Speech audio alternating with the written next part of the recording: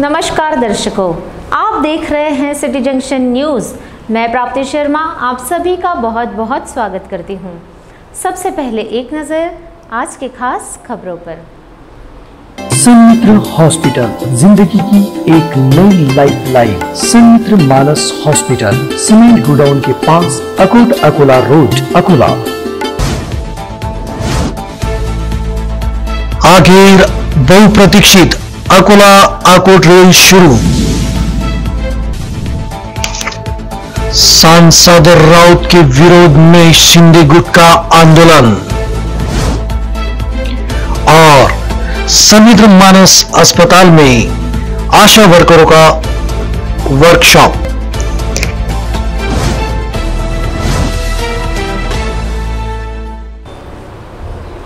अब समाचार विस्तार से। अकोला अकोट शटल रेलवे का फायदा किसान, आदिवासी, अकोट तेलारा परिसर के नागरिकों को होने से उत्तर और दक्षिण सिरे आपस में जुड़ जाएंगे। इसके अलावा जल्दी अकोट आमला खुर्द भी जुड़ने का काम प्रारंभ होगा। विदर्भ में रेलवे परियोजनाओं को मोदी सरकार तथा राज्य सरकार प्राथमिकता देगी। प्रदेश में गतिमान विकास के लिए सरकार हमेशा तत्पर रहेगी। इस तरह का भरोसा उप मुख्यमंत्री साथ ही अकोला जिले के पालक मंत्री देवेंद्र फडणवीस इन्होंने अकोला अकोट शटल रेलवे के शुभारंभ अवसर पर बुधवार को ऑनलाइन बोलते हुए दिया। उन्होंने शटल ट्रेन को हरी झंडी दिखाई। अकोट अकोला जिले की महत्वपूर्ण तहसील है। इस तहसील को जोड़ने वाला पुलना नदी पर बना गांधीग्राम का पुल शिकस्त होने से अकोट अकोला के बीच संपर्क बनाए रखने के लिए जल्द कार्रवाई के तहत बुधवार 23 नवंबर को रेलवे शटल सेवा आरंभ की गई, जिसका स्वागत करते हुए महाराष्ट्र के उप मुख्यमंत्री देवेंद्र फडणवीस इन्होंने अपने ऑनलाइन उद्बोधन में कहा कि अकोला रेलवे स्टेशन उत्तर तथा दक्षिण की शहरों को जोड़ने का मुख्य केंद्र है। अकोला अकोट पैसेंजर रेल सेवा के आरंभ होने से उत्तर के राज्य अकोला से सीधे जुड़ने का प्रयास आरंभ हुआ है। आने वाले समय में अकोला रेलवे स्टेशन रेल सेवा के लिए आवागमन का मुख्य केंद्र बनेगा। इस तरह का विश्वास जताते हुए उन्होंने जिला वासियों को इस यात्री ट्रेन आरंभ होने की शुभकामनाएं दी। उन्होंने आगे कहा कि अकोट से खंडवा के लिए गेज परिवर्तन का काम उद्धव ठाकरे सरकार ने रोक दिया था। पूर्व की रेल परियोजनाओं को लगने वाली प्रदेश की 50% की निधि सरकार ने नहीं दी। इसी वजह से पिछले 2.5 सालों से विदर्भ में रेल विकास की परियोजनाएं आगे नहीं बढ़ पाई, मगर अब शिंदे सरकार दोबारा इन परियोजनाओं को गतिमान कर रही है, जिसका एक उदाहरण तत्काल सेवा के तहत आरंभ की गई अकोट अकोला रेलवे सेवा है। बुधवार को दक्षिण मध्य रेलवे के प्लेटफॉर्म क्रमांक 6 पर आयोजित शटल सेवा शुभारंभ अवसर पर फडणवीस और दानवे ऑनलाइन जुड़े, जबकि कार्यक्रम में जिला परिषद की अध्यक्षता संगीता आढाव, पूर्व राज्य मंत्री डॉक्टर रंजीत पाटिल, भाजपा महासचिव विधायक रणधीर सावरकर, प्रकाश भार्साकले, हरीश पिंपले, वसंत खंडेलवाल, दक्षिण मध्य रेलवे के नांदेड़ विभागीय व्यवस्थापक उपेंद्र सिंह और अकोला रेलवे स्टेशन के व्यवस्थापक शंकर शिंदे उपस्थित थे। केंद्रीय रेल राज्य मंत्री राव साहब दानवे इन्होंने अकोट अकोला रेल सेवा को हरी झंडी दिखाते हुए कहा कि पिछले 15 दिनों से मुझे कई ऐसे पत्र मिले जिसमें मूर्तिजापुर यवतमाल, मूर्तिजापुर अचलपुर नैरो गेज को परिवर्तन कर चलाने की मांग की गई। सरकार ने 200 रेलवे स्टेशनों को पुनर्जीवित करने का लक्ष्य रखा है। 32 स्टेशनों को टेंडर भी निकल चुके हैं। मेलघाट से रास्ता गुजरने के कारण अकोला खंडवा मार्ग अभी खटाई में पड़ा हुआ है, जो जल्द निपटाया जाएगा।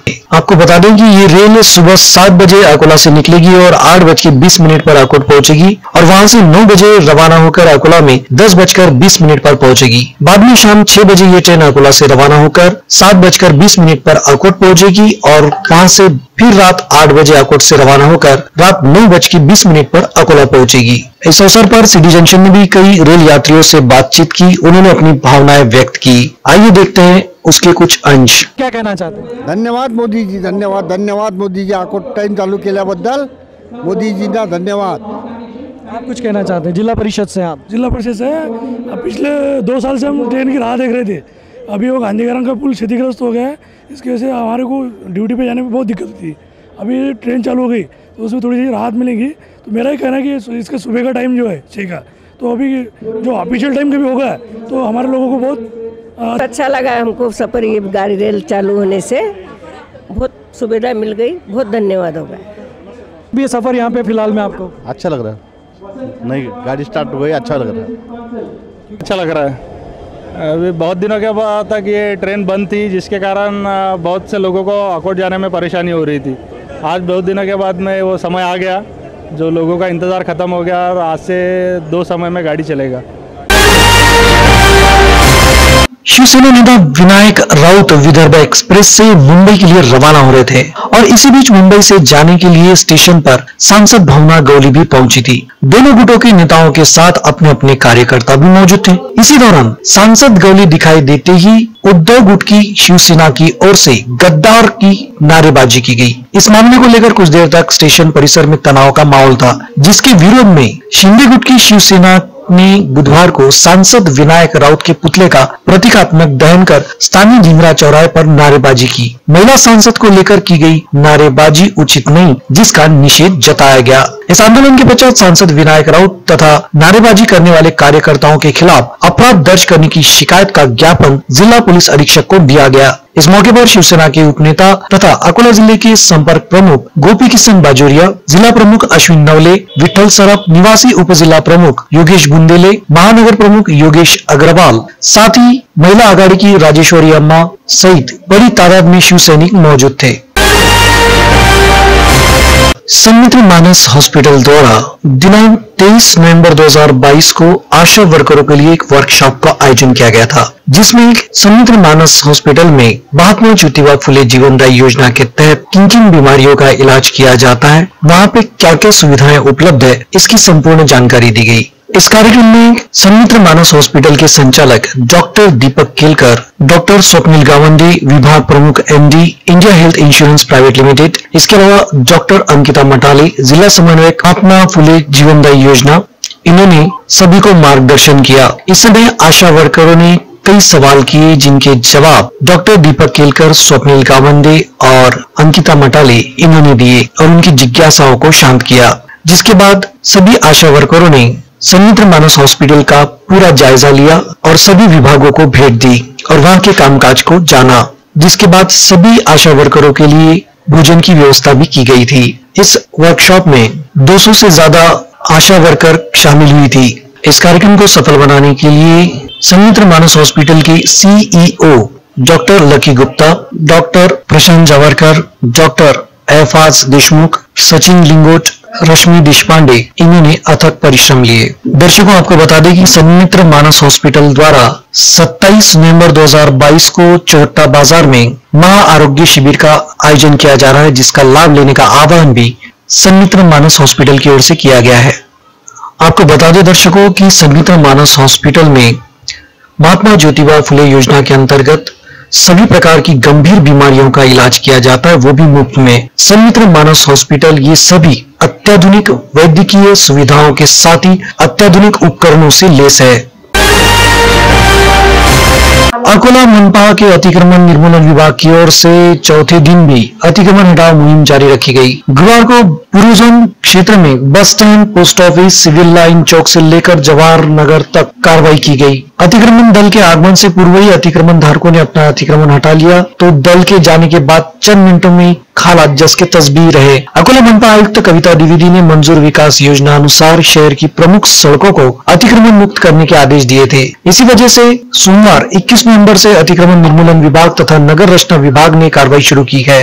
कई ठेले जेसीबी से चकनाचूर भी किए गए। इस दौरान कई स्थानों पर अतिक्रमण दल को रोष का सामना भी करना पड़ रहा है। अतिक्रमण की कार्रवाइयां तो की जा रही है, लेकिन ऐसी कार्रवाइयों की आदत होने से अतिक्रमण धारक फिर से अपना अतिक्रमण सजा लेते हैं। यही वजह है कि यातायात की समस्या हल होती नहीं दिखाई देती। इस कार्रवाई को पूर्व जोन क्षेत्रीय अधिकारी विजय पारतवार, नगर रचना विभाग से राजेंद्र टापरे, अतिक्रमण विभाग से चंद्रशेखर इंगले, प्रवीण मिश्रा समेत कर्मचारी तथा ठेकेदार कामगारों ने हिस्सा लिया। अकोला महानगर पालिका में 113 मान सेवी कर्मचारियों को हर 6 माह बाद कार्यकाल बढ़ाकर नियुक्ति दी जाती थी। इस बार नियुक्ति आदेश रोककर मनपा प्रशासन ने सभी मान सेवियों को ठेका तत्व पर नियुक्त करने की तैयारी शुरू कर दी है, जिससे पिछले 20-22 वर्षों से मान सेवा के तौर पर सेवा दे रहे कर्मचारियों को झटका लगा है। सभी कर्मचारियों को सामान्य प्रशासन विभाग ने नोटिस जारी की है, जिसमें 7 दिन के भीतर ठेका तत्व पर नियुक्त पाने के सम्मति पत्र मांगा गया है, अन्यथा सेवा समाप्त करने की चेतावनी भी दी गई है। अकोला महानगर पालिका अधिकतर कामकाज मान सेवी कर्मचारियों के भरोसे चलता है। कई विभाग ऐसे हैं जिनका पूरा कामकाज मान सेवी ही संभाल रहे हैं। कर्मचारियों को उम्मीद थी कि उन्हें एक दिन स्थायी तौर पर नियुक्ति मिलेगी, लेकिन अंततः उनकी उम्मीदों पर पानी फिर गया। 27 अक्टूबर 2022 को 113 मान सेवी कर्मचारियों का कार्यकाल खत्म हुआ है। तब से उन्हें ठेका तत्व पर नियुक्ति देने सामान्य प्रशासन विभाग में हलचलें चल रही थी। अब उस पर मुहर लग गई है। मनपा आयुक्त ने 112 कर्मचारियों को 27 नवंबर तक यानी कि 1 माह के लिए नियुक्ति के आदेश दिए हैं, लेकिन इसके बाद सभी कर्मचारियों को ठेका तत्व पर ही काम करना पड़ेगा। इस संदर्भ में मनपा ने सभी मान सेवियों को नोटिस जारी की है। प्रशासन के अनुसार शासन के नगर विकास विभाग ने सन 2015 में मनपा का आस्थापना खर्च कम करने के चरणबद्ध तरीके से मान सेवियों की संख्या घटाने के आदेश दिए थे। इस कारण मान सेवियों को कम करने का विचार प्रशासन की ओर से किया जा रहा है। कर्मचारियों को नुकसान न हो इसलिए उन्हें सेवा से न हटाते हुए ठेका तत्व पर सेवा लेने का निर्णय प्रशासन ने लिया है। जिन कर्मचारियों को ठेका तत्व पर काम करना है वे 7 दिन के भीतर सामान्य प्रशासन विभाग के पास सम्मति पत्र दें। ऐसा न करने पर संबंधित कर्मचारी की सेवा समाप्त की जाएगी। प्रशासन के इस अल्टीमेटम से मान सेवियों में हड़कंप मच गया है। अंत में एक नजर आज की खास खबरों पर। सन्मित्र हॉस्पिटल, जिंदगी की एक नई लाइफ लाइन। सन्मित्र मानस हॉस्पिटल, सीमेंट गोडाउन के पास, अकोट अकोला रोड, अकोला। आखिर बहुप्रतीक्षित अकोला आकोट रेल शुरू। सांसद राउत के विरोध में शिंदे गुट का आंदोलन और सन्मित्र मानस अस्पताल में आशा वर्करों का वर्कशॉप।